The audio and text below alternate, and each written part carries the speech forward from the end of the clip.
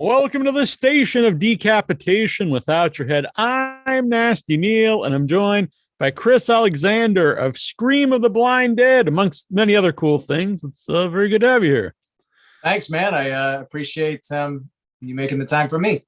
Yeah. So Scream of the Blind Dead is currently on Full Moon Features streaming. We also saw it's coming to Tubi eventually. It is, and it's coming to Amazon Prime on the 27th. That's in the US, Germany, and the UK. And then, yes, Tubi in January. Right. My mom calls Tubi or not to be. That's her. That sometimes is you're really rolling the dice with Tubi. But this, not to get off topic, but I got to say, when I was a kid, I would have killed to have anything remotely. Oh, yeah. As cool as Tubi, man. Like literally, it's if you're a horror fan or a cult movie fan, exploitation movie fan, it is like the new video store. You know, you just never know what you're gonna find. What cool, weird stuff's gonna show up, stuff you've been looking for and you couldn't see. And it's just weird made for TV. I'm a big made for TV movie junkie. Oh, really? Oh my God, it's like I'm obsessed. I collect 16 millimeter prints of old made for TV movies. Anyways, so I'm always finding something cool there. So believe it or not, out of all the platforms, I'm just like excited to have stuff. I love Tubi too, because like you said, there's a lot of cool streaming sites, but just that has so much stuff and a lot of stuff that you don't find anywhere. Yeah, and it doesn't. There's no deep focus as to what you never know what you're gonna get. So there's no deep focus into one thing. It's just like, whatever. Yeah. And even the commercials I don't mind, because when I was a kid, I didn't suffer through commercials. It was fine, it gives you a pee break. It was cool. So anyways, that's neither here nor there. But yes, Tubi later in January for Scream of the Blind Dead. Yeah. Along with my previous Delirium Films movie, It Knows You're Alone. They're both going together at the same time. Oh, nice. Yeah. I've not seen that. I'm looking forward to actually going back and looking at it. It's fun. It's more like, all my movies are very similar. They all have very singular kind of vibes in them, but this one, It Knows You're Alone, is very specifically a quote on Jess Franco and John Roland, like very specifically. So it's kind of cool. I even licensed some of the Daniel White music from Jess Franco's Emmanuel Tender and Perverse. So that's kind of it's like Twilight Zone meets Jess Franco. So it's kind of a cool little thing. Interesting. So I guess I give people an idea of what Scream of the Blind Dead is if they're not familiar. Although I think if they're going to be into the movie, they probably will kind of know what it is just from the name.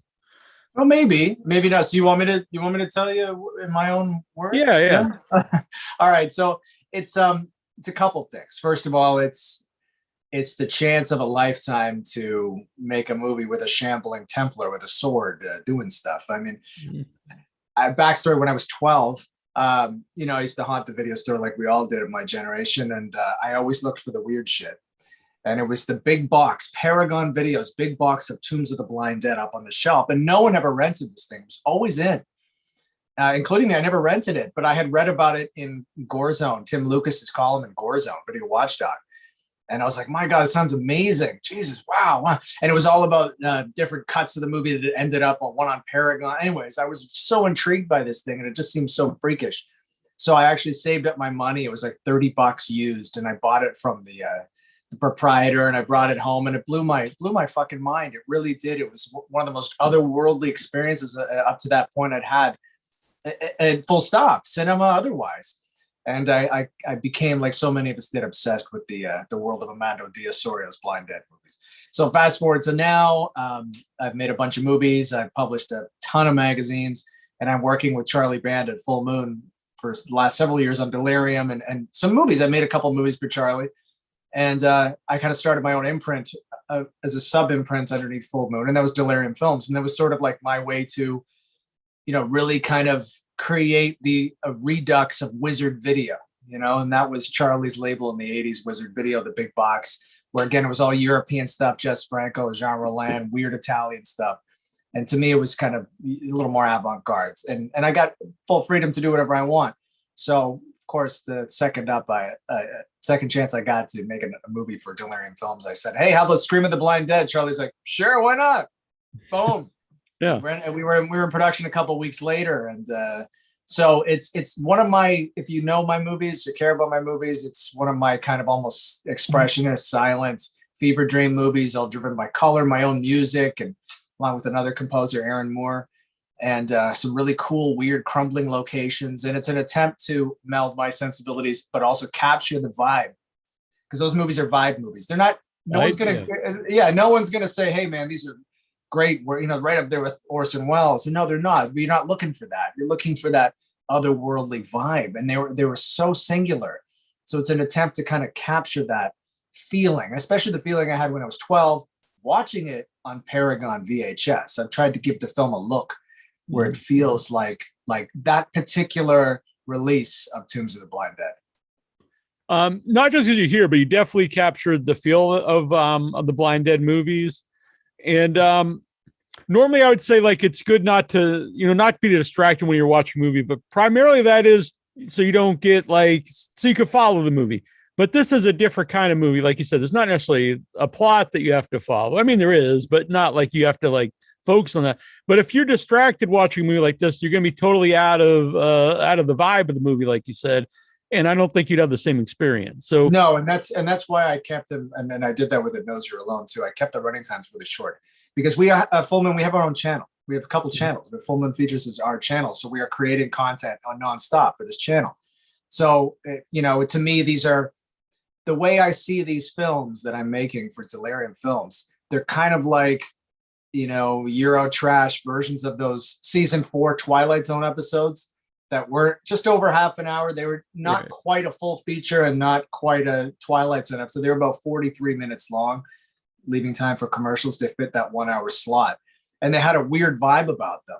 And so that's kind of what these little films are. They don't overstay their welcome. They kind of lock you into a mood and they keep you there. And they, my attempt, whether it works or doesn't, some people seem to be digging it, some don't. That's just the way it goes.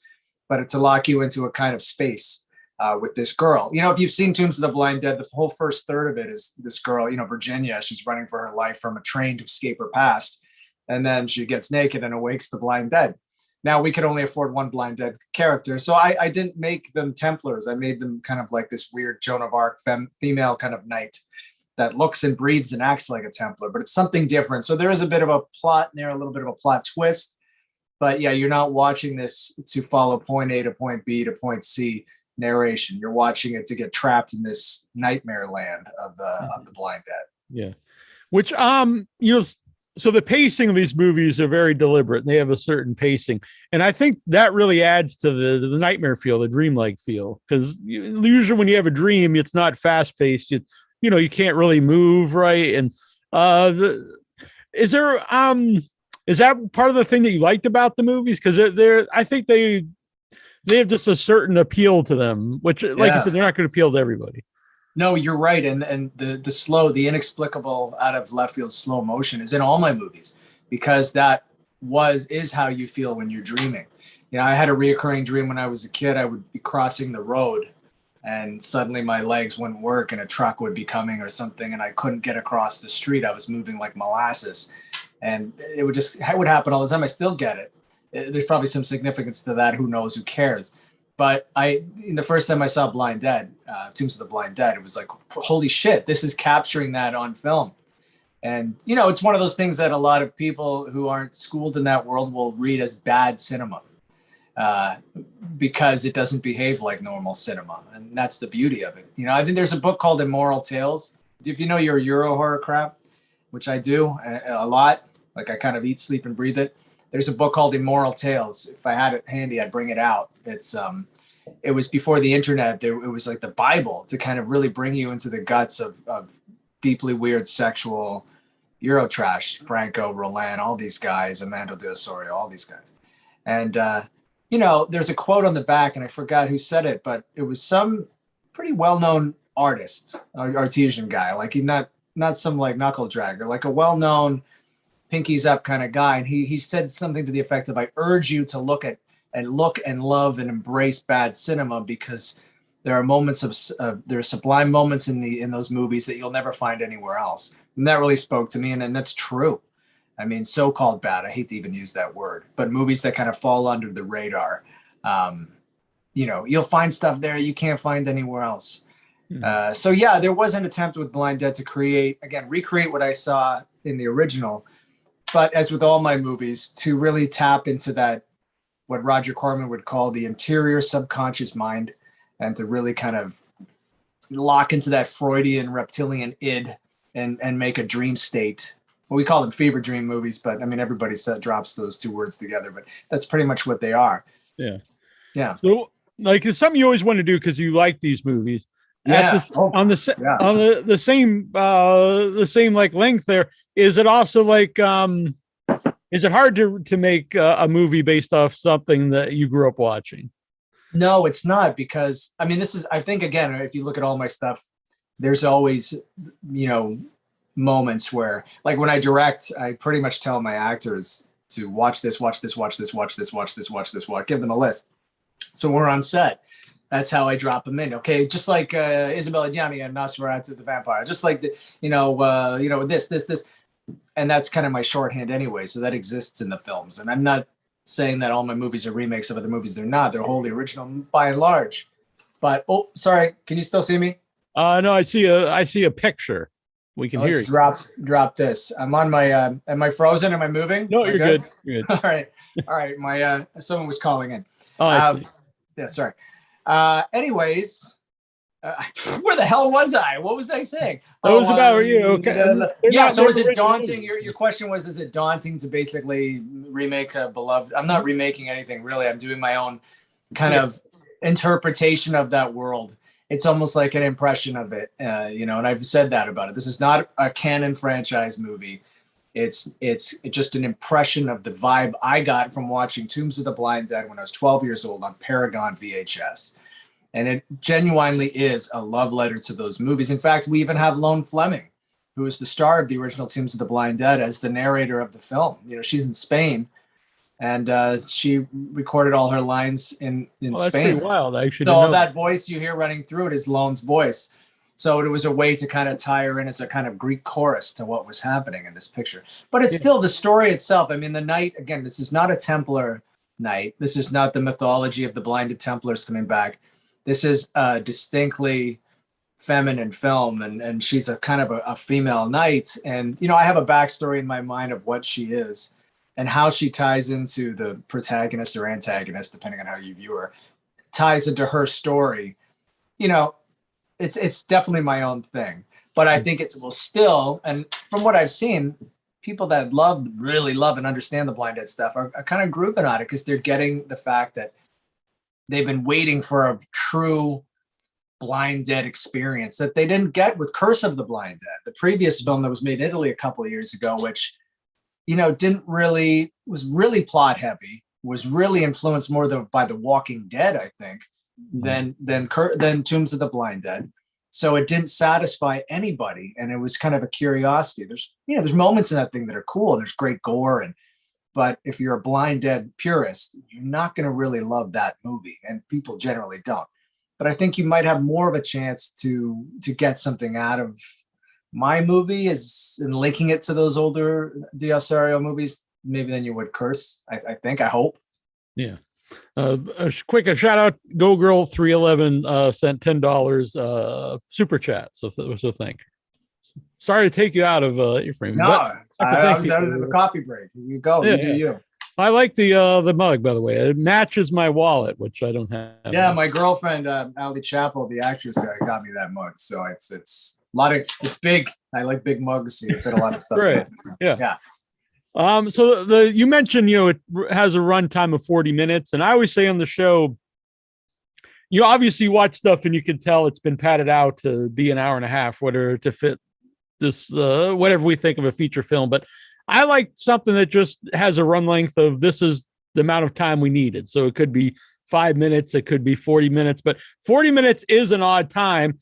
And I guess that's one of the benefits, though, of being on a streaming site. Is it doesn't matter. You don't have any no, and if you look at cinema history, I mean, some of the great early horror films, the original Black Cat, 1934's Black Cat, those films barely scraped an hour. Freaks is 61 minutes long, and it's one of its theatrical incarnations. So somewhere along the line, after D.W. Griffith made Birth of a Nation, and a little farther past that, I mean, 90 minutes became the acceptable running time. And a lot of that was just for commercial reasons, for theater bookers to book X amount of screenings of stuff. And, but really, who's to say what that experience is? We're not on streaming. We're not slaves to those expectations. Mm-hmm. We're not calling this, this is not a theatrical feature film. This is an entertainment that is available to watch on this platform. It moves and breathes and acts like a film. It's complete. But we don't have to really obey any of the rules of the general, expectations for a theatrical film, because it's not, or even a film full stop. So, the streaming market has changed a lot of that. And I view these Delirium movies that I'm making, and I'm preparing another one as we speak.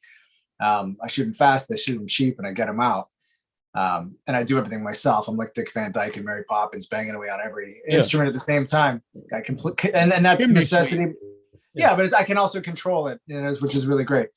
But I view them all as kind of episodes in a way. If you want to look at the Delirium film series as a series, they are all connected by the same people making them. They actually have some of the themes. It Knows You're Alone actually bleeds really effectively into this. Even some of the same locations, almost to it's like you're creating a universe. So if you look at it that way, it's all part of one big package. Well, what's the origin of Delirium Films? How did it Delirium? Yeah, it's Delirium magazine. So when I was running Fangoria, and I've said this before, and it's okay to say it, but the publisher, I ran it for 5 or 6 years, and the publisher at the time, he really wasn't a good businessman at all. And the ship was sinking from the moment I stepped on it. Now I had complete creative freedom with my run of it. It was great. But the guy would just be blowing the money left, right, and center. And it was up to a couple of us running the show, sometimes out of pocket, to get that magazine to the shelves. And after a while, I was just like, I can't do this anymore. I'm dying. Literally, I'm poor. So around the last year of my tenure there, I met up with Charlie Band over dinner, and we had a great time. We'd known each other for years, but we just talked about movies until like 3 a.m. And one of the things I said is, you and I should start our own magazine, man, with all your history and what I do and, our access to everybody. And why don't we do that? That's after a lot of wine. I went home. He went back to LA up in Toronto. And a couple of days later, I was on Monday or Tuesday. He's like, dude, why don't we, let's do that. Let's get this magazine going. Within a couple of days, we had the name. And then like a month later, we had our first issue. And now we just finished issue number 29. So we had this thing bubbling on the back end of Full Moon, and it's its own thing. It's not a Full Moon magazine. It's a horror film magazine. It's a cult film magazine. But it's my magazine. I target specific types of movies, and there's a specific language. I write a bulk of it. And it just made sense to me that we should, since we have our own channel, we can do whatever the fuck we want. Why not just, drag that brand into the realm of making movies? And so we have. Now, it's not going to be just me the entire time making all these Delirium films. We're eventually going to open the gates and get some other filmmakers involved, micro budget independent filmmakers who fit the kind of mold and the vibe of what we're doing.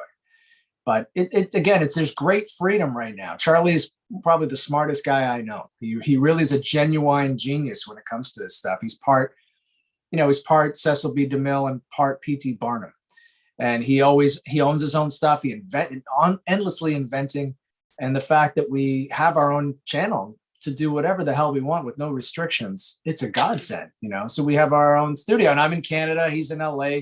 We have a studio in Cleveland. We have the Full Moon Manor in Cleveland. So we're spread out all over the place. We're a global village. And so there's great freedom to just create. And the most important thing, anyone can make a movie, but the whole point is you want to get it seen. We can create, I shot the Scream of the Blind Dead in mid-October, and now it's out. So within 2 months, the movie's cut, mixed, and it's available for people to watch. So we can move pretty quick. Yeah. We just had Charles on a few weeks ago. I knew that. Yeah, for his book. Yeah. Yeah. And it's funny you mentioned, the big boxes, because that's like not a chapter, but there's a lot in there about creating the big boxes. And there's so much in that book, because you say he's a genius. He's a guy who's really kept up with the times and is always changing. He is. And I'll tell you this, I've known Charlie now, like working side by side with the guy for 5 years now, I guess. And, I could write a book just about that experience, because it is, you never know what you're going to get. I'm in Canada. I'm in Toronto. So we're Eastern time. So are you, right? Yeah. Right. Yeah, I'm in Massachusetts. Yeah. Oh, there you go. So here we are. So I wake up, say about, 5, 6 in the morning. I'm a single dad. I got 3 kids, so I'm up anyways. And I'll send Charlie an email. He'll email me right back. He's in LA, 3 hours behind. It's like 3:30 in the morning or something there. Right. He's up and he's moving and he's planning. And he doesn't, I don't know. He's like a shark. He just doesn't sleep. He doesn't stop. I think John Carpenter said that about him. They said, he said, I don't know if you know that quote. He said, after the nuclear war, there'll be cockroaches in Charlie Band. And I kind of believe that. I mean, Charlie's indefatigable. Yeah, he's a genius. And also like his energy levels are obscene. And he doesn't do drugs. He doesn't do anything like he never did drugs. Yeah. Yeah. For a guy that, does all these evil bong things, it's kind of amusing. That's what I actually thought about. I was like, well, why are you making these evil bong movies? But oh yeah, he'd make anything if it meant he could turn a buck. I mean, that's just he doesn't care. But right. He doesn't. Yeah, he doesn't do that. Yeah. Did you film Scream of the Blind Dead in Toronto? Yeah, I film everything. I live in just outside of Toronto, in like a little bit more of a rural area. We're at another place called Hamilton, and there's a lot of old buildings and old architectures and beautiful fields that go on forever. And yeah, I shot it. I scoped out some really incredible landscapes around here, as well as this beautiful old historic, like 200-year-old church that we actually shot Necropolis Legion in for Charlie a couple of years ago, which was a kind of a bigger movie, part of the Deadly 10 series. And we only made 4 before COVID hits. It was like the Deadly 4. Yeah. But, I filmed that in the church. So in a way, it kind of ties back into my movies because we're there. But my point is we have all these incredible locations around here that nobody uses. I'm not right in the downtown core where everyone's running around. I'm beyond that. So I feel like it's my terrain out here. And I've shot pretty much all my movies. It's 9 features just around this general area. I haven't shot a frame of footage anywhere else. Stuff like that, like the old church, because I liked a lot of the look of everything. Were those places you just knew of and like you kind of kept in your mind, like if I do something, here's a place I could film? Well, there's a great place. It's called the Country Heritage Park, and it's just again outside of Toronto, about an hour from where I am. And they shot, Anne of Green Gables, the most recent incarnation of that show, and Martin Sheen was in it. They shot that there. They shot the movie, what's called with Matt Damon, where he gets really small. You know what I'm talking about? Everyone gets small. I remember. I never saw it, but I remember ads all the time when I was at the theater. Yeah, they shot it there. Basically, it's this huge plot of land that's got all these ancient buildings on it. So you can go there. It's like a museum, whatever. And so these big Hollywood movies come in there, and otherwise it's kind of just sitting around doing nothing. So I shot Necropolis there, and I became friends with the guy that owns it. So it's essentially a film studio, and he gives me great deals, man. And so I can just dive in there anytime I want, grab a building and do what I want for very, very little money. And there's not even, just here's the keys, man. And off I go. We shot Blind Dead overnight. Like everyone had fucked off and we had the entire run of the joint. It was pretty cool. So yeah, I mean, that's one thing. And then the rest of the stuff, you just look like those ruins that are in the Blind Dead. There's these ancient mill that has been destroyed that's sitting all the way in the middle of the woods that I found. And so we shot some stuff there. And again, nobody's messing around. Now, I mean, technically it's run and gun guerrilla. Should I have gotten permits for stuff? Of course. But will I? No. Why? I mean, we're such a skeleton crew. Literally for Blind Dead, there was 4 of us. We just jump in the van and drive around, hit there, shoot, boom, boom, boom, boom. Okay, everybody get the hell back in the van. I should send you some video. It's great because Taya Munster, the theremin composer, she's a performance artist. She's brilliant. She built the Blind Dead costume and she plays the monster, but she loves dressing up. So we have great footage of her going into the donut store, silently ordering crullers, playing like the pipe organ. Like she just never broke character the entire time. It was fantastic. Yeah. But we were just like, 4 misfits running around in this van all around the area for 2 days, just banking as much stuff as we could. Did the local people get used to you at that time? Like, oh, it's so spread out where I am that the locals, I don't even know if they know what I do. It's really weird. And I try my best with all my films never show a license plate, never show technology, never show anything that's going to name a time or a place, so that the film will be kind of existing in its own void, So it's like you never know where the hell you are in my movies. I think you're in some place that no one shoots at. We have It Knows You're Alone. There's an old boat that's crashed into the harbor, an old galleon. We shot there. People go there, get photos for their weddings and stuff, but no one makes movies there. So there's all kinds of stuff around me that we just kind of sneak in and get some shit and leave. It is run and gun filmmaking, and it's a lot of fun, a lot of work. It's a lot of fun. Yeah. By the way, Greg Lamberson let us know it's Downsizing was the movie. Downsizing. Yeah, fuck. I kept wanting to say happiness. And I think that's because when I think of the poster, it's not happiness. Yeah, that's the diametric opposite of that movie. But I think of the poster, it doesn't have a similar kind of like illustrative. Anyways, I don't know. But yes, Downsize. Yes. Yeah. I haven't seen Downsize. I did hear it's a much different movie than what the trailer looked like. So maybe I'll watch it at some point. I saw it, and I can't remember a damn thing about it. I didn't leave much of an impression. Fair enough. I mean, I wasn't really. It's been out for 10 years or 5 years. So something. Yeah. If I haven't seen it by now, I'm probably not going to. You mentioned the look. It's got a very peculiar look. Your movie, not Downsizing. Yeah. And because it's kind of not really washed out, but it's got kind of a faded look. But then it's also got like high contrast. So, how did you go about capturing the look of the movie? Well, I just shot it very flat, very simply on a. Again, it's mostly shot outdoors. That's not true at all. Yes, it's mostly natural light when we're outside. Obviously, when we're outside, there's a lot of that daytime. But all the night stuff was, me with like 6 lights blasting color here and there and stepping on the fog machines to blast out the fog and doing it all in one shot. And just kind of lucked out. And I've been doing this long enough. I know how it's going to look. And then working with my editor, Aaron Moore, who also did some of the score. Again, we kind of have a shorthand now. It's like I show him Tombs of the Blind Dead. I say, this is how I want it to look. But I also want it to kind of look like It Knows You're Alone. So it feels like an extension of my movies. And I also want it to kind of look like, Sergio Martino's All the Colors of the Dark. Or I kind of give him a list of movies it has to vibe like. And then he goes off and does his own thing. So, yeah, I mean, I don't work with many people. I tend to work mostly alone. But I do cherry pick certain people, and I tend to work with them ad nauseum because they get what's going on in my head, and I don't have to kind of handhold too much, and they sometimes make it look even cooler than I imagined.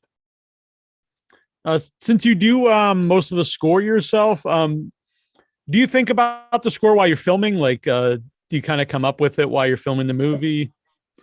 Most of the time what I do, and I did not do that with this one, but most of the time I write the music first. What I do is I don't usually have scripts. I think I've used script in Necropolis, and I think the movie actually we kind of threw a lot of the script away.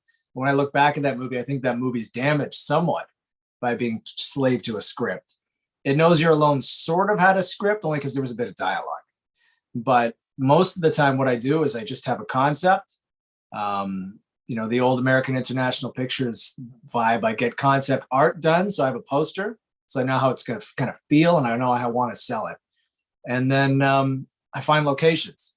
So I find the locations and I kind of create the story around how I feel when I'm walking through the locations. That's the extensive pre-production. It's to go up by myself, no one else, and find the locations and just walk through them. Sometimes take some shots, whatever. And then you find the people that you want to, the human puppets, the actors, to kind of walk through these locations. And then the story just kind of comes together, And I don't usually have script. What I do is I have a story. I have a very specific shot list of what I want. I have the locations mapped out geographically, how we're going to go, what we're going to bank, and what we're going to shoot. Still, you're not just filming just random stuff, and I'll put this thing together and editing and make something out of it. You know what you're going to film. I did that once. So I made a movie called Space Vampire, which I went out and I just shot a bunch of stuff over like a couple days, and with no rhyme or reason. And I created a purely experimental, like all my movies are experimental to some degree, but purely done in the edit and trying to create a story based on what I had. And it's interesting, it is an experiment. So using different mediums and stuff. But again, normally I do make the music as part of the preliminary stage. With this one, it wasn't the case. I actually had different music.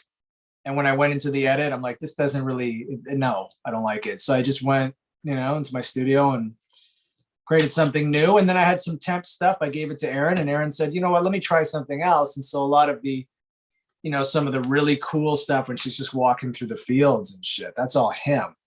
And I really liked that stuff. And it's interesting because I usually don't surrender the keys. Richard Band did the score for Necropolis. That was an easy surrendering of the keys because he's fucking genius. Yeah. And to have Richard Band score your movies, like, oh my God.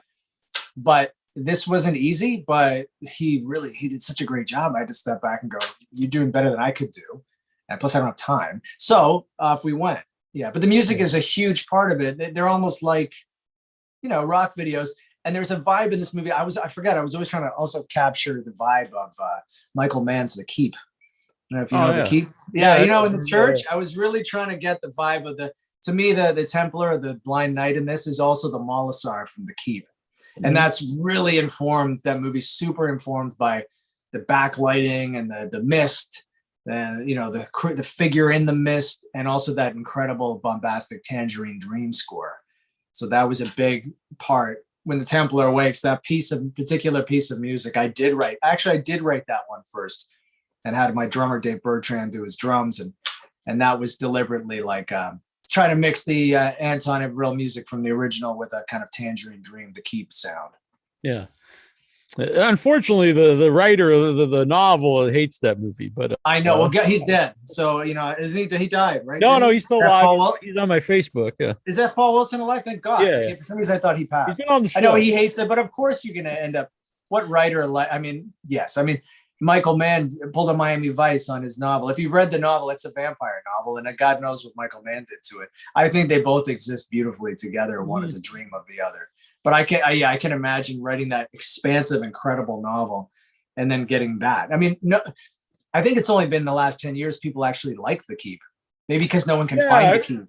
Right. I remember watching when I was a kid, it would be on HBO or something, and basically nobody liked it. And now it's kind of considered a classic. But a lot of things are that way. You can't, it's so obscure. I don't think it's ever been legitimately released on DVD. Yeah, I hate to say, but I do have a bootleg of it, but only because there is no actual. There's not, and I think all those bootlegs were done off the Laserdisc, right? So they're good bootlegs, the widescreen bootleg. But no, everyone's been waiting for that, and somebody told me that it's because Michael Mann himself hates it and doesn't want to. That's bullshit. He doesn't own it. I don't think it's Paramount. Paramount's been notorious for kind of letting some of their VHS classics just rot. Yeah. I'm curious about the movie. You said that, you filmed and then you formed it in editing. I would assume, because you said you filmed Scream of the Blind Dead in October. Now it's out. You couldn't have done that with the vampire movie, because I think that would take, because you'd have to film a lot of stuff and it would take a long time to edit. I started shooting the vampire movie in vampire movies because I'd seen Under the Skin and I thought it was made for me. It was this masterpiece. All my movies are kind of like that. I call them walksploitation sometimes, because I just like watching kind of iconic women walk through landscapes. I just and that movie was the ultimate walksploitation movie, watching her just move. And so I started just making a movie with Allie Chappell, and I poured into this cat suit so she would kind of look like Marianne Faithfull and Naked Under Leather, and just walking around doing shit. She is like a space vampire, and also mixed with Life Force. That's another. Oh yeah, I'm a big fan of Life Force. Yeah, I'm huge, and the book too, Space Vampires by Colin Wilson. But so I started shooting some stuff, but it really didn't. It was so cold, and Allie was basically literally naked under leather, and she was freezing to death because here we are in Ontario, in the coldest winter. Yeah, you think about that, Canada, yeah. And she's like, "Gah." So I'm like, all right, fuck it, we'll just go. We're done, and then we'd go back, shoot something else. So I had all this footage, and then I got another actress in. I shot some stuff with her, and it really was, Roger Corman's my hero. It really was kind of like a Corman-esque patchwork, where I got little bits and pieces together, and then I shot some 16 millimeter stuff, and had all this really great music that I was doing. And then I just sat down during COVID, during the early stages of the lockdowns here. I just started piecing it all together. And I really didn't think, it was more like, I'm going to create a 1-hour art installation. And I did create a plot. If you watch Space Vampire, there is a story. But I didn't think anyone would want it, but a company called Dark Side Releasing out west of Canada, they put it out on Blu-ray. So an MVD is distributing it. So it's out there if you want to see it. And a lot of people are digging it, which I find unusual, because it's like the antithesis of what a movie should be. It's like it is like an art installation or like some kind of weird ass rock video, but it's interesting. Let's check it out. Billy Coyne lets us know that he says The Keep was only released on VHS, but I don't know. No, Laserdisc too, because that's where those boots are coming from mostly. It did have 100% had a Laserdisc release in that very brief window when Laserdiscs were a thing.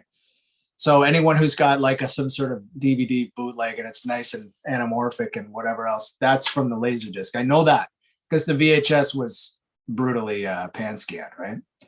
Yeah. So, but Billy's right. The only legitimate, no, because the Laserdisc is legit, but there hasn't been a DVD and God knows a Blu-ray and nothing. And I think that's really built up the myth of the Keep. But it is the great movie. If you watch it, it's fucking great. I mean, it's really stylish. Yeah, you know? I might have a different view because I read the book much later. Actually, I think just last year. But if I read the book first, maybe I'd have a different opinion. But I saw the movie years before I read the books. Me too. My dad had read the book. I remember as a kid and him being terrified of it, and him telling me about these vampires looking at this bolt, and I was like, oh wow. And he's like, I got to stop reading it. I'm just like freaked out. And it's like, oh, wow. Then we saw the movie and he hated the movie, of course. He's like, what's this? I loved it. I was like, what do I care? I didn't read the book till about a decade later. And I could see, I found it like interesting, the comparison. But same thing with Angel Heart. That's another huge movie for me. You ever seen Angel Heart with Mickey Rourke and Robert De Niro? Yeah. Big movie for me. Based on the book Falling Angel by William Hjortsberg. I've never read the book. Book is great, but the movie's not a good adaptation of the book. The book is written like a pulp Raymond Chandler noir, first person narration, like I was there on the scene, 1242, that kind of shit. And the movie's not like that. The movie's like a weird, stylish, oozy dream of the book. So I saw them in reverse. The movie first, read the book later. And I know a lot of people that read the book didn't dig the movie and blah, blah, blah. But that reminds me of the relationship between the Keep, literary and film. They belong together. One is a dream of the other, and really interesting stuff. Yeah, I noticed that with a lot, like even The Shining, the people that I know who don't like The Shining, it's because they loved the book and read it a long time before The Shining. And, well, I mean, there you got a classic example of an auteur filmmaker doing an interpretation of the text, and arguably a better job, because a lot of King stuff, as we know, doesn't really work well if you explicitly adapt it to screen. There's too much inner voice. It doesn't work.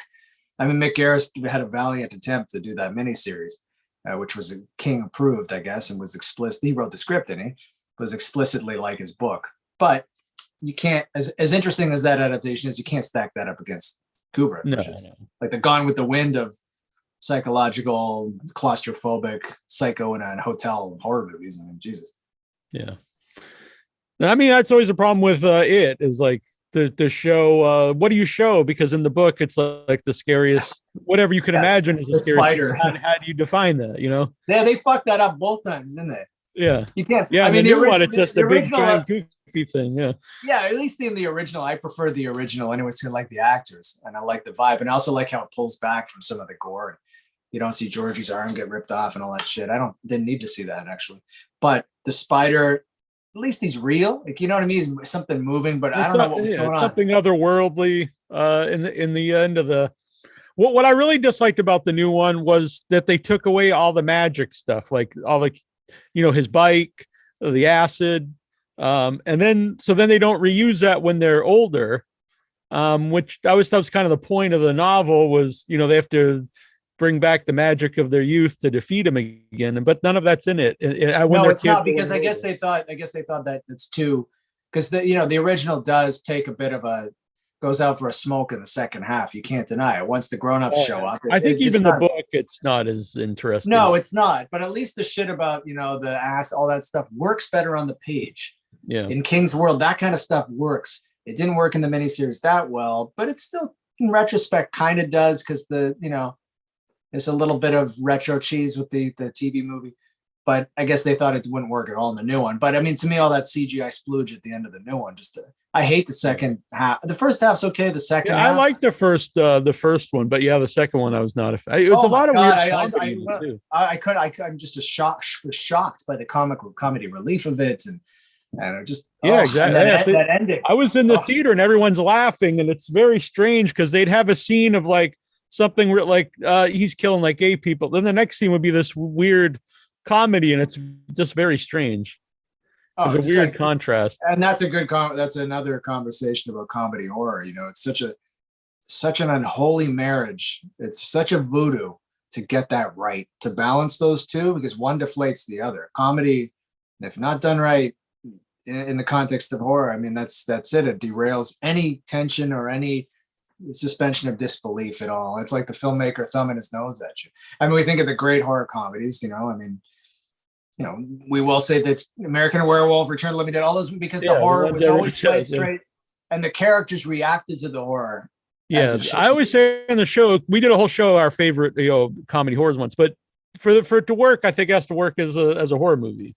Yeah, the characters have to believe. You would laugh at the absurdity of it. The characters have to believe that the stakes are high.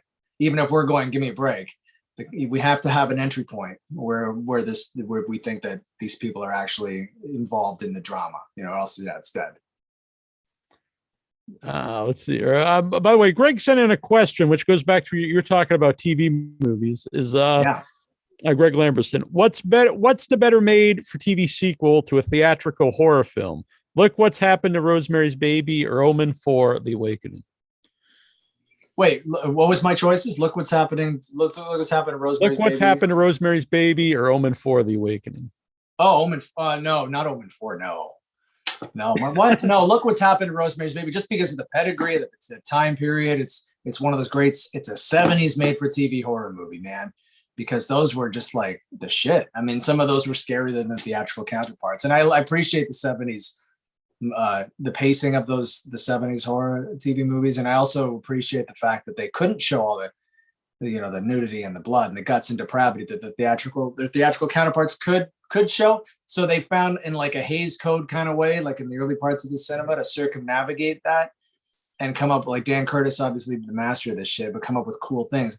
And that's I think it was Patty Duke in the Rosemary's Baby sequel, right? Isn't it? It's Patty Duke. So there's a good performance, right? Isn't it? I'm pretty sure. So there's a good central female performance in there, which no matter what you think of that, and it doesn't stack up against Polanski. How could it?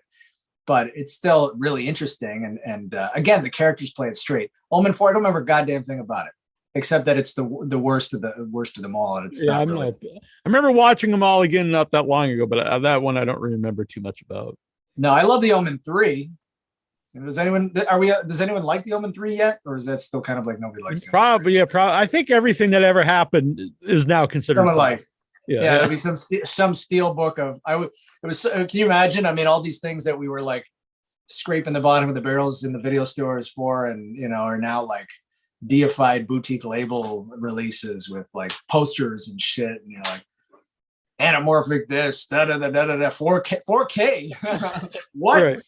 I mean, can you imagine? I mean, I guess Synapse did a 4K of Tombs of the Blind Dead, but to me, it's like I don't want to see too much because I don't want to see all the crust and the skeleton hands and like that. I don't want to see all the flaws. You got to wash it out a bit for me because I remember going to see it was almost back to back. I went to see a really bad 35 millimeter print of Texas Chainsaw Massacre, and it was a great experience. It wasn't a great cut of it all, but then I went to see it the same theater when they restored it, and it wasn't nearly as good because it was so bright and shiny, and it totally took away from the movie. Oh my God, no, you can't. And that's the same thing. I've had this conversation ad nauseum since I was a kid, but first time I saw Evil Dead on Blu-ray, I was like, huh? I mean, that movie, like, you need the grime. If you don't have the grime, it doesn't work. That you see, I mean, that even goes for the big stuff like Psycho. I remember when Psycho first made its appearance on Blu-ray. God knows what it would look like in 4K. And you actually see a pimple in the opening scene on Janet Leigh's face. There's a zit. And you're like, sometimes you don't need, Hitchcock never intended it to have that much detail. He don't want you to see that shit. So yeah, sometimes, in the context of horror, let it rot. And that goes for the Paul Naschy shit too. I'm a huge Paul Naschy fan, and Count Dracula's Great Love is one of my all-time favorite movies. And when you see that stuff too clean, it's just, doesn't feel like it's from another dimension anymore. It just feels kind of ordinary. Yeah, I mean, it works on very rare movies. I think like Phantasm looks good, but or Suspiria or anything where there's a real attention to. Yeah, then it does. It does stuff, like you said, it was intentionally hidden in the shadows, and then you brighten it up too much, and it really takes away from it. Right, or if it wasn't even intentionally hidden in the shadows, it's just the way people kind of consumed it. And that's why it got its reputation, is because it felt repulsive. And as soon as you clean it up and shine it up, and then it's like it's not repulsive anymore. Now it's your Aunt Sally will watch it and feel fine. Yeah, and that's no good. That's no good. because Texas Chainsaw always has this grimy feel, like you're not supposed to be watching it. And Evil Dead, same way. The first time I watched it, my older brother's 9 years older, was at his party with him and his friends, and it was a real terrible like bootleg VHS, and that's really how you should see the movie. Well, you mentioned Chainsaw too. If you're my generation, which I think we're the same, do you remember Media Home Entertainment, which was Charlie's label, Media, then became Media? Remember their first release of Chainsaw Massacre? It was try to find it and try to watch it. Now there is a fine line between grime and you can't see shit. That movie was that release, it was so dark, you could not see anything. I mean, it was scary because you just heard Sally screaming and a chainsaw buzzing and occasionally a flash of the blade, but you can't see anything. It is the single worst transfer of a classic horror film I've ever witnessed, So there's a fine line, maybe. Yeah. I should have asked if he would ever re-release his Atari Texas Chainsaw Massacre, because you could probably put it online somehow nowadays. We did in Delirium issue number 3. He still has some of that shit. He definitely has everything. Charlie has, people kind of laughing. Oh yeah, Charlie, sure you get a warehouse of this, where it's like he does. He has storage units packed to the ceiling of shit. He doesn't throw stuff out. So he does have those things, but I guess he figured, well, what the hell am I going to do with them? And I guess he doesn't own the rights to a lot of this shit. Like he has Halloween. He doesn't own the rights, so what's he going to do with it? The licenses are long dead. So he's got the formats, but what are you going to do with it? Yeah. So we mentioned movies on streaming. Have you shown it at a theater at all? And do you ever do like either festivals or I used to do festivals a lot. I mean, a lot, and especially in the first two. Greg Lamberson is listening, and he has Buffalo a great festival. Yeah, great festival in Buffalo. Yeah, and he screened my first movie, Blood for Irina, there, and it was amazing to see that thing theatrically. Because those movies, I do the sound designs myself too, and they're, especially in those first few ones where I was painstakingly throwing in every oppressive sound. I designed them to kill you. And so to see that theatrically really was an experience. Same thing with the second one, Queen of Blood. But I think after like Female Werewolf and, it was more important to me just to get the films out than to play the game of the festival grind. Because it becomes a grind, and then you have to wait. It's like this guy, and then you're sitting there waiting. Will they take it? Will they want? Well, I was lucky because of what I was doing. Some people like Stitches and stuff would just take my movie, just like, okay, no fees, no nothing. But Fangoria ended, you start moving to other things, and then you're just a filmmaker. And it seemed like a lot of fucking work. I'd rather the movie just get released. And then after I'm long fucking dead, someone can do a retrospective and they can run it in theaters and do whatever they want. But to me, at this stage of my life, it's more important to get the movies made how I want them made, with complete creative control, and get them released. I was going to say, a lot of people, they go to the festivals in hopes to get a release, but if you already have the that's it too. I'm in a unique position where I don't have to necessarily play that game to make any kind of deals or anything. The deal's done. It's part of the package. So I'm very lucky that way. All my movies have had built-in distribution. I haven't, except for Space Vampire, I've never, ever had to go through that grind of trying to woo a distributor to pick them up. They've always had built-in distribution. Mm-hmm. But what I did think about it is the music, because I think a lot of people agree that it's cool. I mean, that's how I like to watch any movie, if possible, on the big screen, because it's big. But I don't think a lot of people think about the music, because you really feel the music in a theater. It's not the visual.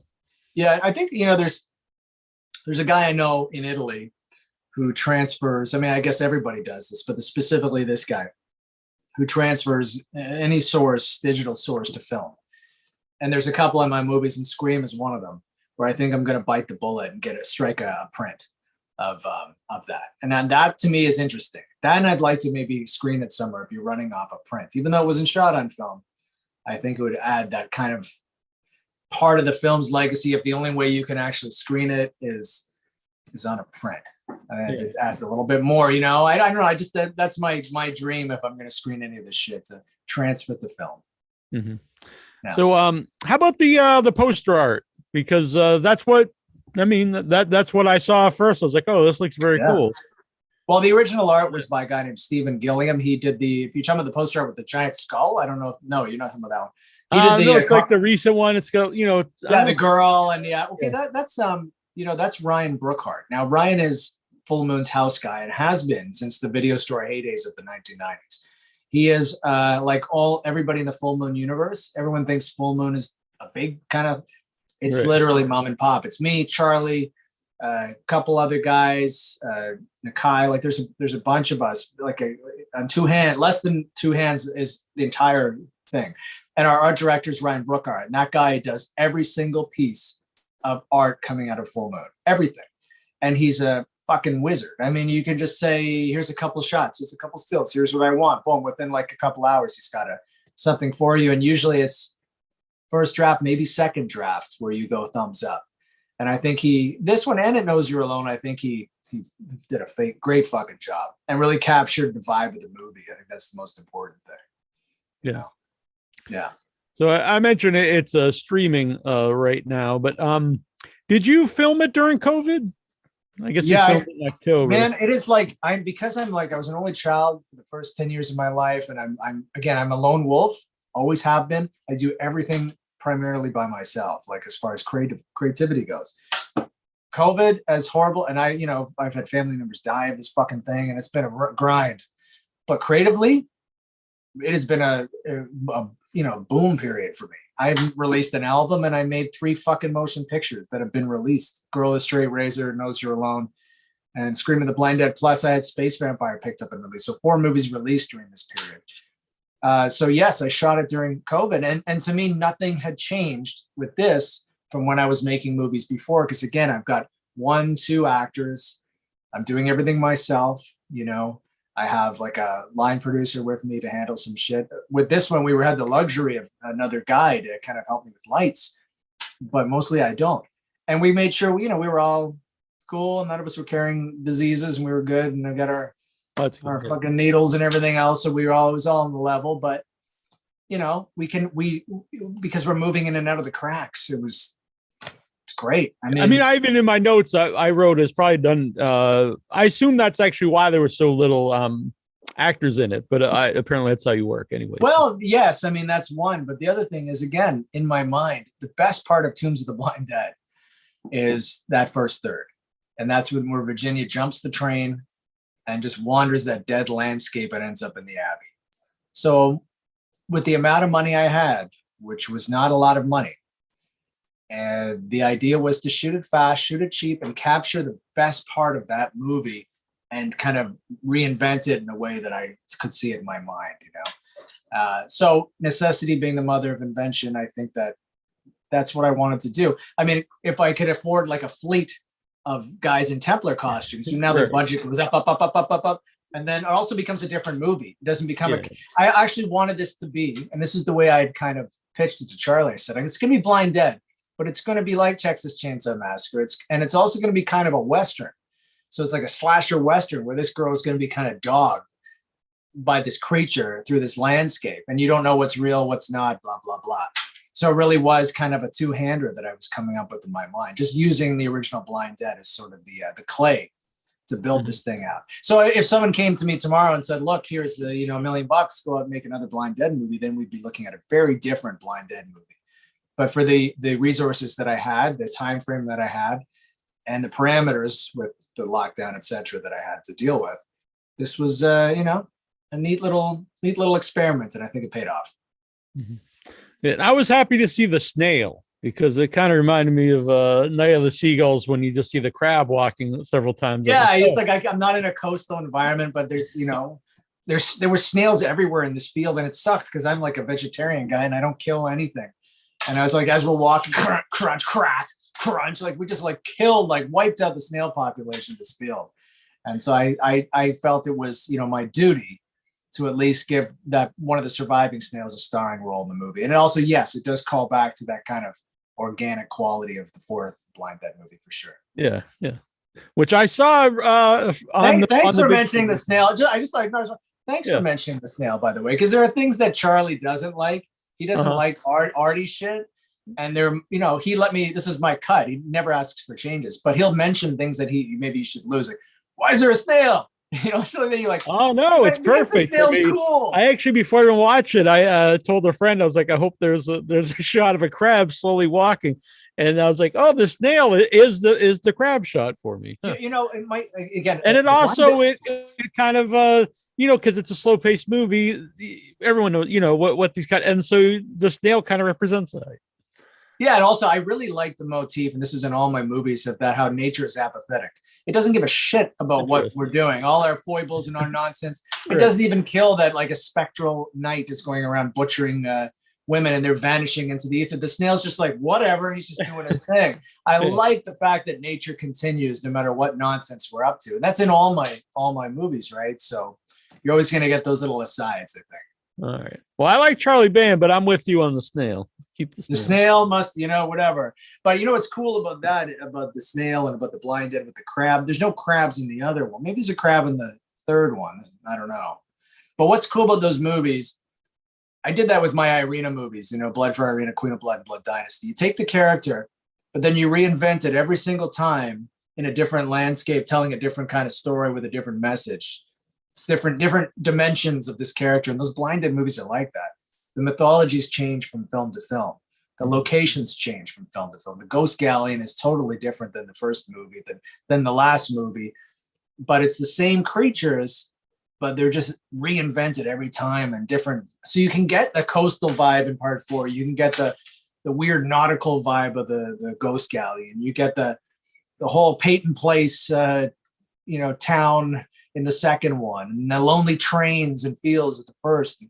So they're completely unrelated movies, really, but still related. Yeah. Billy Coyne wants to know, do you have the coffin-shaped box set of The Blind Dead? Yeah, it's over there on my shelf, man. Of course I do. It's one of my treasures. My God. You know what's funny about that? And I have a bone to pick with the world.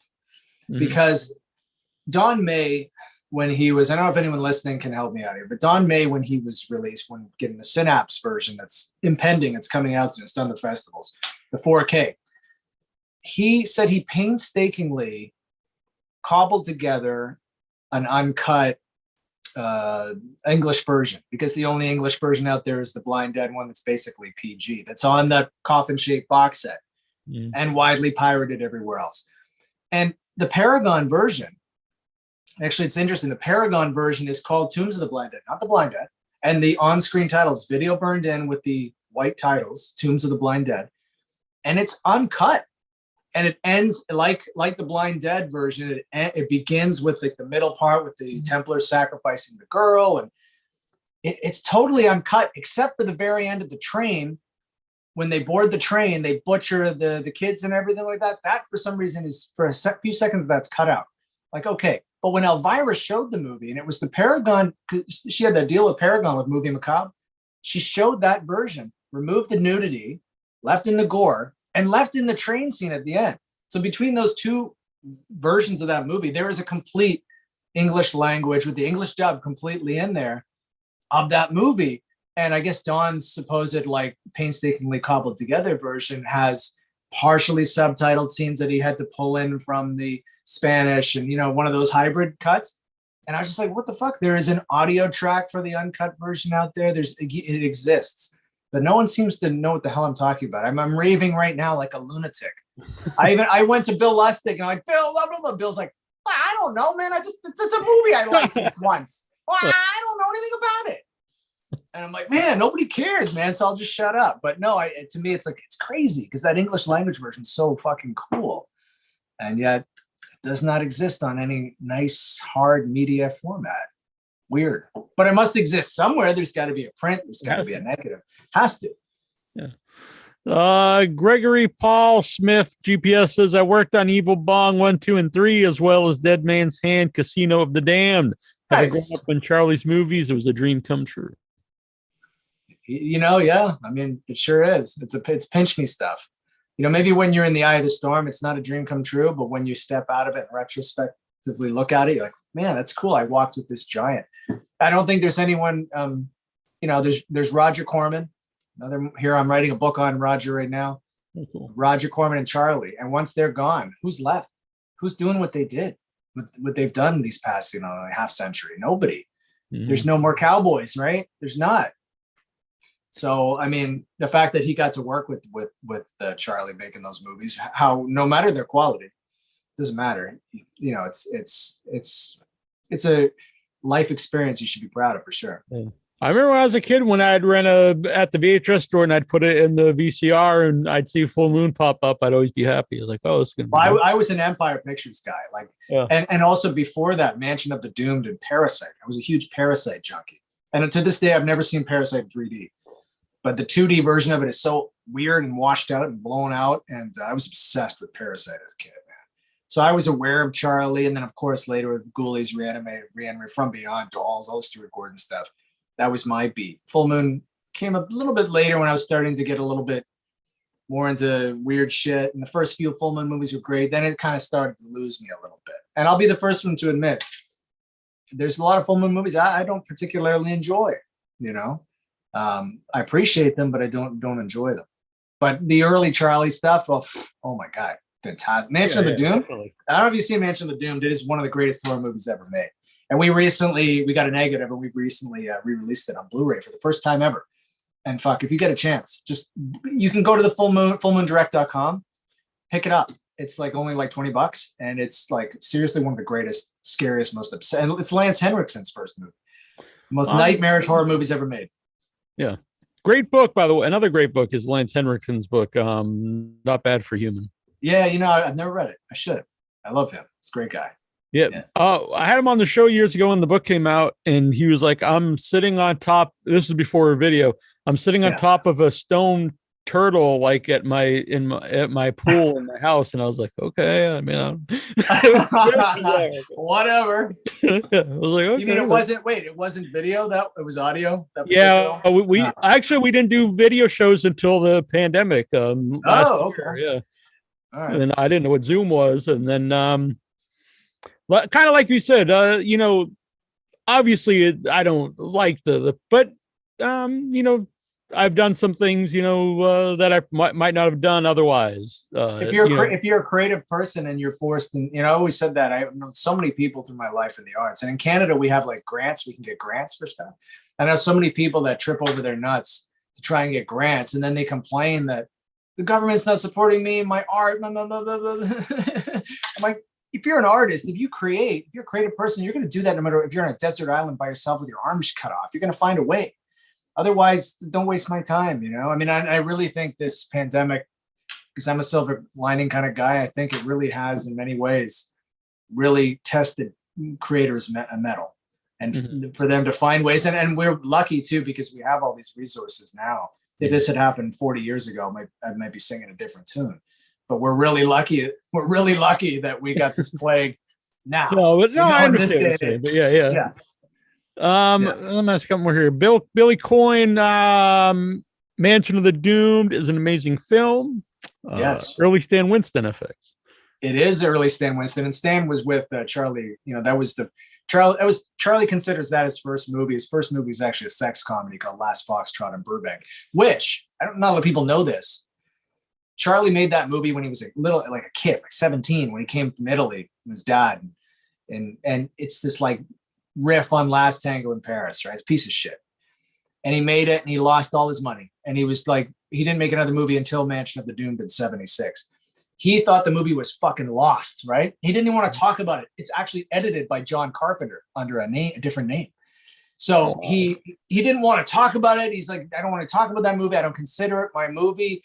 It's my first movie is Mansion of the Doom. John Krasinski, I forget his last name. Larry Karaszewski, you know, who wrote Ed Wood, and he's one of Charlie's good friends. And he does some of those trailers from hell. And he found a trailer, a 35 millimeter trailer of Last Foxtrot in Burbank, right? And so he finds this thing, puts out the trailers from hell. He's like, hey, Charlie, check it out. We're like, oh, this is so great. Charlie's like, it's too bad we'll never find this movie. I'm like, I'll find it. I can find it. So I looked around and I contacted my buddy John Davison, who produced RoboCop and, you know, was the voice of Ed 209 Airplane. He was also the head of marketing at New World Pictures with Roger. And he is one of the foremost collectors of film prints, right? He's a curator. He just restored Mask of the Red Death recently. But he helped me, and we found it in UCLA. They'd been there for a few years. Somebody died, and it was an anonymous donation, the fucking negative. The negative of Last Foxtrot in Burbank. It's just been sitting there moldering in the basement. Nobody gave a shit about it. Nobody knew. Nobody cared. Nobody knew what it was. anyways, we found it. We dusted it off. UCLA let us scan it, and now it's coming out as a Blu-ray. Anyway, that's a deviation. We haven't really announced that yet, but if you care to see one of the worst offense, Michael Pataki's in it. It's just like, what? Richard Banda's in it as a kid. Anyways, it's crazy. But Mansion of the Doomed, that was, Charlie considers that really his first movie. And so he should. And maybe his best. But Stan was with him for that. And then he also did Parasite too. And maybe a couple of the other ones. Yeah, did he do Tourist Trap? No, he didn't do Tourist Trap. No. Just, And Gregory Smith wants to know, are you a Troma fan? I'd love to see a Troma versus Full Moon movie. We've talked about that, and Lloyd's a friend of Full Moon. It's never happened. Will it happen? I'm not quite sure. Am I a Troma fan personally? I can't say if I am or not, to be honest, because I don't think I've experienced enough of it to be an authority on it. I appreciate Troma. I love, Toxic Avenger, obviously, but I was never a Troma guy.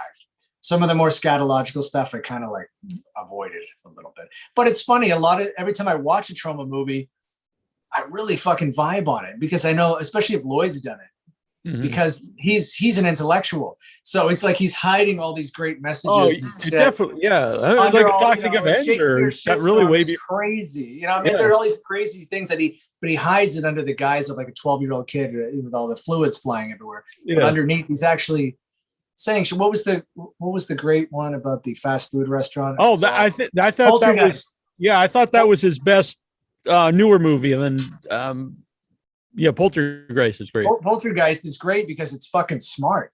There's that old expression, it takes a really smart guy to make something so stupid. It's really, really intelligent film hiding under that guise, which that's sort what I appreciate. Sort of like South Park in a way. Yeah, well, I mean, isn't that world tied into Troma? No. Those boys never came. Well, no, Troma just released Cannibal Music. Oh, yeah, with they weren't creatively involved. No, they weren't creatively part of it. Yeah, I don't think they're happy about how that came. I'm not sure, but. Probably not. No one's ever happy when they really get anything released by Troma, third party like that, are they? No, I always get one or two answers anytime I've talked to anyone who worked with Troma. It's either they have a terrible experience, or they actually had a great experience. It's never anything like, oh, it was okay, or it's one extreme or the other. Well, I think I personally think it depends on what they think going in. If you think you're going to become rich or whatever, or if you go into it like, I'm doing this for the experience. I know people who said it was their own film school. They went and they didn't get paid, and they had to sleep on like the floor and stuff, but they learned how to make a movie just being on set. So, of course, and that's the same thing with Roger, same thing with Charlie. It's this, Lloyd is up there too. It is. It's definitely based on your expectations going in, or when you license the film to them and you think it's going to be. Yeah, I think that's something huge, and you get fucked over. It's like, dude, if you're making that deal with the devil, you know what's going to happen. You basically. I think they're pretty upfront with it. I mean, I think they are too. And like George Romero used to say about Night of the Living Dead when they got fucked over with the copyrights, and he's like, well, it's the one that got away, but it's the one that gave me a career too. So I don't get a nickel from it, but if it didn't exist, I wouldn't be sitting here making these movies. So. It's the one that got away. So you got to kind of look at it, those kind of deals as your film school. And when it goes, you're not expecting to profit, monetize it. It's just, you're just looking for the exposure. And what better way to be exposed than via something like Troma, for sure. Yeah. But as far as like me being a personal fan, I can't say on a Sunday afternoon, I pop up a Troma movie or something. I'm not a huge fan in that respect. No. Yeah. By the way, when you said about TV movies, is it just horror TV films? No, it's all TV movies, because you can find these great casts. Again, with TV stuff, it's writers, actors, either on the way down or on the way up.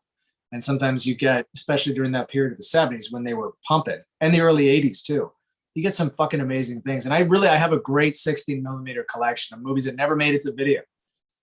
Diary of a Stripper. I got a great one with William Shatner called Confessions of a Married Man. And it's from 83, 84, and it's Shatner, Sybil Shepherd, a bunch of other Michelle Phillips, but he's a sex addict, and he just cruises around LA picking up hookers, and he gets VD, and it's crazy shit. And then he has to fight a killer pimp. It's nuts. Like, it's the most unsavory, disgusting exploitation movie. It's beautiful. But yeah, so I love shit like that, especially if it's been, TV movies never got any respect. They were just movies of the week, product fodder, and then they were forgotten about. But when you retroactively look at some of these things with their production values and their caliber of acting and writers and directors, some of them are really, really great. When I talked about the theater I saw, Texas Chainsaw Massacre, they showed Duel in 35 millimeter, and I don't know like how that existed because it was made for TV. But well, yeah, but the thing with Duel is that yes, it was Matheson. He had just done Night Gallery and Spielberg, and it was made for TV. Yes, but the execs said, "Fuck, this thing plays," so they gave it a theatrical run. So 100%, they struck Prince, and it rolled through theaters, man. It had to go. I love that. I grew up loving that movie, but it was weird watching the theater because it still has like Fades out. Yeah, then it doesn't go into anything. Yeah, it just comes back. That's weird because I would have thought the theatrical print would have cut the fade ins and outs out of there. Maybe I guess not. Yeah, it was like you could tell like, oh, it's going to go to commercial, but then it just picks back up. So it was kind of when you watch like for instance, Salem's Lot, which is one of my favorites. You see the miniseries, which is, if you get that on whatever, has all the fade ins, fade outs. But I actually have, and you can only get it on VHS, but it was cut into a 2-hour movie and it was released in Europe theatrically.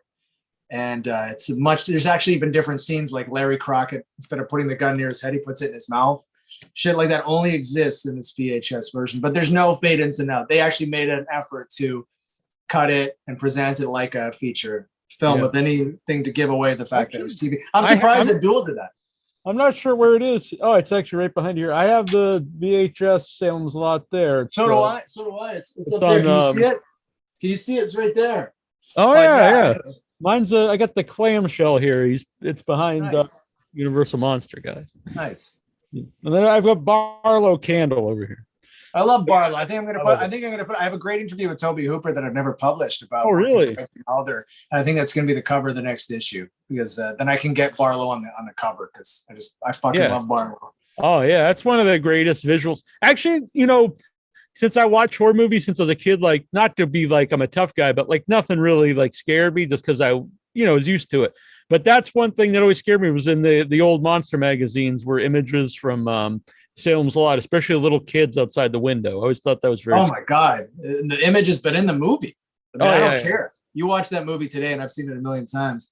The way they reverse photograph them and that shit is some of the scariest. And I've seen how many filmmakers try to emulate that and consciously saying, "Yeah, I was influenced by Salem's Lot." No, you can't duplicate that. It's something about the way it looks, the vibe of it, that music. That is one scary ass freaking movie. It still scares me. And Barlow.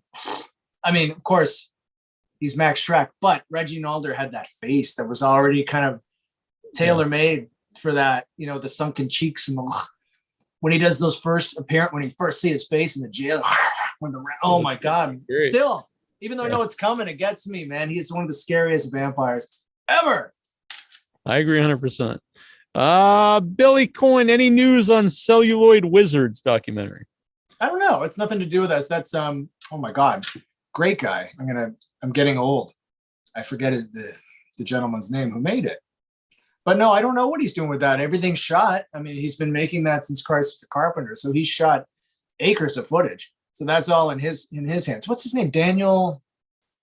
Sure. Ballyhoo's his company. Daniel. I don't know. I don't know what's happening with it. I have no clue. But Charlie's part's done anyways. He shot all his stuff. And all the same thing with all the alumni. Yeah, unless there's still more people that he wants to. I don't know how far he's going to go. I don't know what the end of that movie is. Is it just Empire Pictures? I think it is, right? I think it's just Empire. Or does it go through Full Moon too? I'm not sure. I don't know. I don't really know. I don't know, man. Sorry, no updates. I have no idea. I'm sure that guy gets asked every day what the hell's going on with that movie. I guess it'll come when it comes. Yeah. Well, something to look forward to then. Yeah. Mm-hmm. So Scream the Blind Dead is on Full Moon streaming. It is. So people should check it out. Yeah. If you get a Full Moon streaming, I just got people that might not know. Sure. It's not just Full Moon movies. Mm-hmm. Okay. So it's like, because Charlie owns almost like 90% of his catalog from Full Moon. Actually, maybe he owns everything from Full Moon, nothing from Empire. And then he owns the stuff prior to. I think Parasite. That was the big part of the book was, he learned from that mistake. Yeah. Right. Yeah. Yeah. So he's been trying, we kind of have that.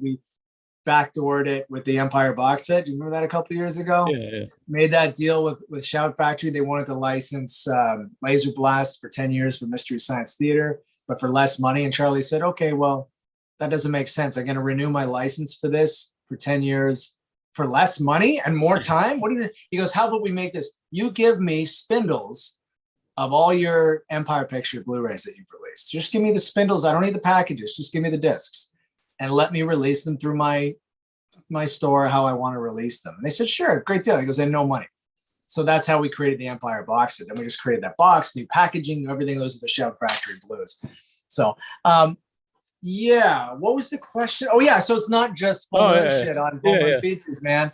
We have licensed tons of stuff. It's like original stuff that we're doing now, but also tons and tons of Euro horror stuff. So if you're a fan of like, we have stuff you can't find anywhere else. We've working with like Variety Films in Italy and getting negatives, like really beautiful remastered prints of crazy ass Euro. And we were the first guys to release, a totally uncut remastered HD version of Paul Naschy's The Hanging Women under the title Orgy of the Living Dead. All that stuff's on Full Moon Features, man. There's some wild shit. And on our Full Moon Amazon channel. So, and it's really cheap to subscribe. And Charlie is such a huckster that if you subscribe, he gives you free shit. I think it's like the deal is maybe now if you subscribe for a year, you get your choice of like 10 Blu-rays or DVDs from the store. So there's all kinds of reasons to subscribe. But if you don't want to do that, Tubi next month for free. So there you go. Yeah, very cool. And are you gonna ever do merchandise like shirts or anything of Scream of the Blind Dead? Well, that's all up to Charlie. I'm not going to go out of pocket for that. I understand. But yeah, I mean, that'd be cool. I could throw that by him. I mean, but there will be a Blu-ray for sure at some point. Oh, very good. Yeah. So at least we'll have something physical. But yeah, that poster does belong on it's pretty cool. Yeah, it's very cool. I like the font too. The font really striking. Yeah, that's this guy, Stephen Gilliam, who's a genius designer. He came up with that font. That's why I took it. I put it in the movie itself. I'm like, I can't just let this rest on the poster. It's got to be in the film. Yeah. So I notice fonts a lot because sometimes the fonts, they don't stand out, but it works. I agree. I like it. I agree. Yeah. And how can people follow you to see what you're up to? Oh, just I'd go like to your home, but. Yeah, ChrisAlexanderOnline.com has all my links to films and music and news and crap like that. I'm not on Twitter. I despise Twitter. I despise social media, but it's a necessary. You have to have it. Yeah, you have to. So I'm on Facebook. Just look me up, and Instagram for sure too. I think it's Chris_Alexander_films. Maybe I think that's it. So I'm on Instagram and Facebook, not Twitter. So don't look for me there. You won't find me. But ChrisAlexanderOnline.com is kind of like all the. What I produce. And then deliriummagazine.com is for the magazine. You can subscribe if you were so inclined or buy individual issues. And so one more thing. I think there is. Oh, I have a Rotten Tomatoes approved, whatever the fuck that means, blog called alexanderonfilm.com. That is a lot of my essays on cult films. I only review movies I love because I did that before when I was shit talking movies. And as soon as I started making movies, I said, what am I doing? And then I stopped doing that. So I only talk about movies I love. I actually like that because honestly, what is a bad review, especially for an independent film? Like it doesn't do anyone really any good. It doesn't for anybody. It doesn't really do the website or the blog or anything. Well, when I first started as a film critic when I was a kid at Rue Morgue magazine and shit, because I wrote for them for many years, had a column, and you end up using so-called these bad movies as fodder for jokes. And it's so irresponsible. It's so snide and slimy. And I really regret doing that. But, you do what you do and you become what you're going to become. But also, when it comes to the horror shit, one man's trash is always going to be another's treasure. So you better shut the fuck up because it doesn't matter what you think. If you hate something, there's going to be someone out there that loves it. And it really won't matter. What matters is if you did love it, you can analyze it and preach. I consider myself a teacher and a preacher. It's something I love. I want to make sure you know about it and you're going to love it too.